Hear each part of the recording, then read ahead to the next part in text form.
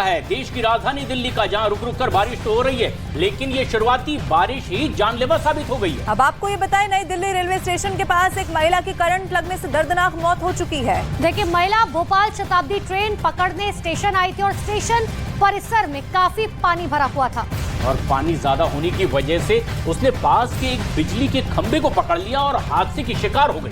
अब पुलिस के मुताबिक लड़की दिल्ली की प्रीत विहार की रहने वाली है और उसका नाम साक्षी आहूजा है। देखिए, लड़की के शव को पोस्टमार्टम के लिए लेडी हार्डिंग अस्पताल भेज दिया गया है, जहां उसका अब पोस्टमार्टम किया जा रहा है। पुलिस ने लापरवाही का मामला दर्ज कर लिया है। एफएसएल की टीम भी मौके पर मौजूद है और अब आगे की जांच पड़ताल की जा रही है कि क्या कोई बड़ी लापरवाही इस महिला की मौत की वजह तो नहीं बनी। लेकिन ये बड़ी खबर हम आपको बता रहे हैं, दर्दनाक खबर है। अस्पताल में जब उस महिला को ले जाया गया तो उसने दम तोड़ दिया। मैं पार्किंग में गाड़ी लगा रहा था। ये मेरी बेटी साक्षी आहूजा, माधवी चोपड़ा और उसके 2 बच्चे। हमने कहा तुम अपना प्लेटफॉर्म से अपना गाड़ी के ऊपर पकड़ने के लिए आगे आगे पहुँचो, हम पीछे पीछे आते हैं।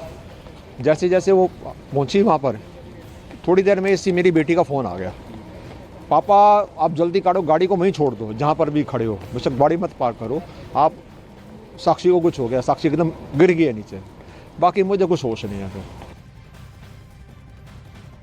ये लापरवाही है, घोर लापरवाही है रेलवे अथॉरिटीज़ की, वहाँ के काम करने वाले CPWD स्टाफ की, इलेक्ट्रिकल मैन पावर जो इसको देखभाल करने वालों की। ये हादसा बहुत बड़ा हादसा हो सकता था। यानी कि हमारे 2 बच्चे जो अभी छोटे हैं 10 साल और 9 साल के, वो भी भगवान ने बचे हैं समझो, वो भी उसी में चले जाते हैं। नई दिल्ली रेलवे स्टेशन पर करंट लगने से एक महिला की दुखद मौत हो गई। महिला दिल्ली के प्रीत विहार इलाके की रहने वाली है। इस वक्त हम महिला के घर के बाहर मौजूद हैं और आपको यहाँ हम तस्वीर दिखाना चाहेंगे। देखिए, परिवार बेहद गमगीन है। साक्षी आहूजा जिनकी मौत इस घटना में हुई है, इस हादसे में हुई है, आप देखेंगे परिवार जो है वो इस वक्त बेहद गम में है। बात करना इस समय पे बहुत मुश्किल होता है, लेकिन आप देखिए किस तरह से जो परिवार के लोग हैं, जो तमाम रिश्तेदार हैं, वो यहाँ पर इकट्ठा हो रहे हैं।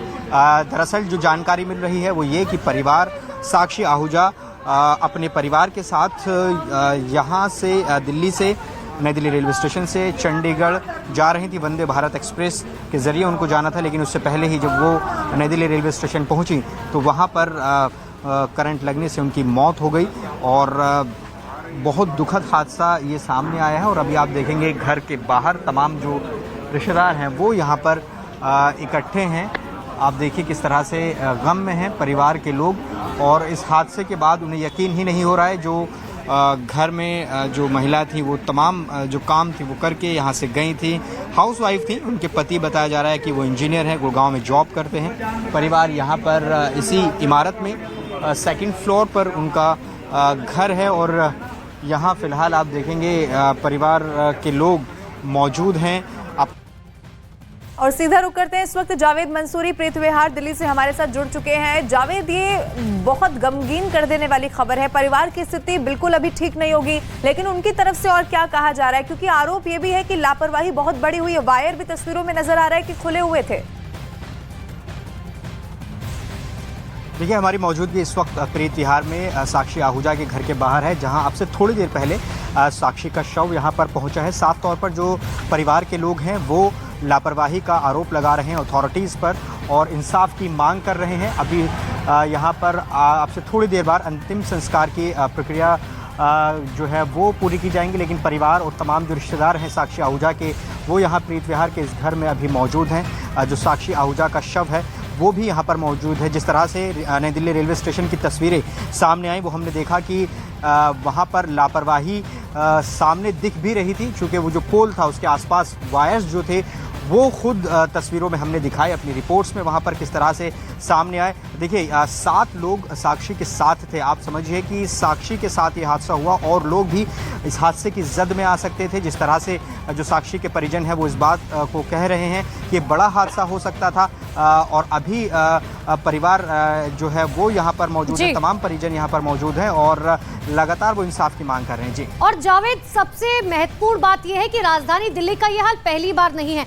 हर साल हमने देखा है कि बारिश होती है तो इस तरीके के हादसे होते हैं, लेकिन अब परिवार इस बात का आरोप लगा रहा है कि रेलवे प्रशासन की पूरी तरह से गलती है, क्योंकि अगर आप उस पोल को देखेंगे उसमें जो नंगी तार है वो इस बात को बता रही है कि हादसा किस वजह से हुआ। लेकिन इस पर रेलवे प्रशासन की तरफ से क्या कोई अभी तक प्रतिक्रिया दी गई है?